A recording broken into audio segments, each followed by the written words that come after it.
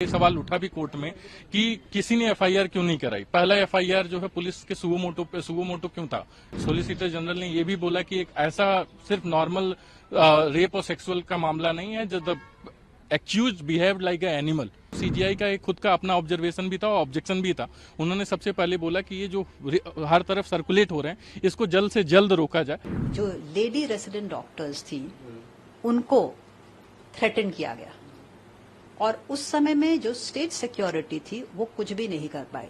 अभी की सुनवाई में इन्होंने मामला पहले तो सीबीआई से रिपोर्ट मांगा और मीनवाइल इन्होंने नेशनल टास्क फोर्स जो है बनाने का ऑर्डर किया है, जिसमें कई सारे और साथ ही साथ उसमें जो है सारे मेडिकल एसोसिएशन जितने हैं उससे उन्होंने सजेशंस मांगे कि जो है क्या बोलते हैं आप सजेशंस दें कि कैसे क्या हो सकता है क्या नहीं हो सकता है। उस मेडिकल 10 मेंबर्स का जो है नेशनल टास्क फोर्स बनाने का ऑर्डर किया है उन्होंने और नेक्स्ट हियरिंग जो है थर्सडे के लिए रखा है। जी, जिस तरीके से कई चीजें बात की गई, एफआईआर को लेकर भी बात हुई और जो अस्पताल में हमला हुआ उसको लेकर भी कोर्ट ने कहा, इस पर क्या कहेंगे? देखिए उस पे तो सबसे बड़ा सवाल ये उठता है कि सुबह 6 बजे की घटना और शाम को जो है रात को 11:45 पे अगर एफआईआर हो रहा है तो ये सबसे बड़ा लैग दिखा रहा है। सबसे बड़ा सवाल ये उठता है, ये सवाल उठा भी कोर्ट में कि किसी ने एफआईआर क्यों नहीं कराई। पहला एफआईआर जो है पुलिस के सुगो मोटो क्यों था कि पुलिस ने खुद पे लिया, विक्टिम की तरफ से क्यों नहीं है, बॉडी इतना देर क्यों जी, जलाने में इतनी जल्दी। तो उससे बहुत सारे सवाल जो है ड्यूरिंग प्रोसीडिंग उठाए गए।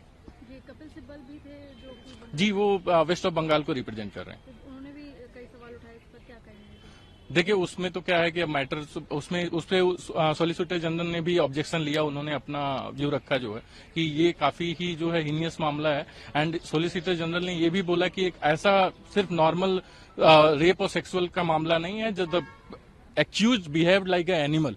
सो he use this word many times during the proceeding and while objecting the mister Sibal.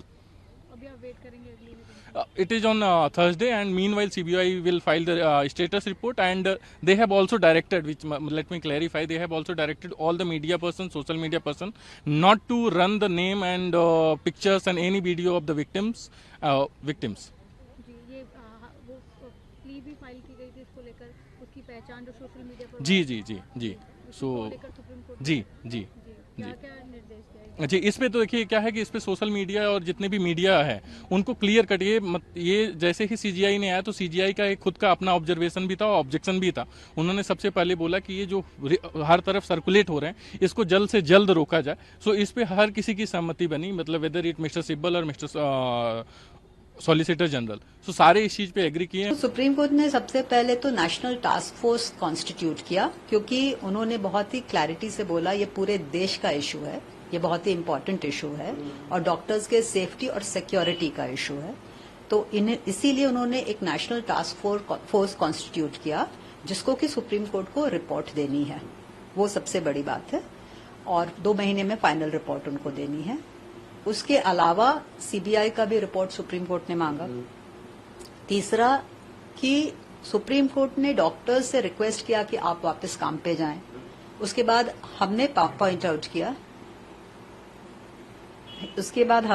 Out किया कि डॉक्टर्स काम पे कैसे जा सकते हैं, because the doctors are feeling threatened, क्योंकि 14 अगस्त की रात को जो फीमेल डॉक्टर्स थे, रेसिडेंट डॉक्टर्स, उनको काफी थ्रेटन किया गया था बहुत ही तरह की चीजों से।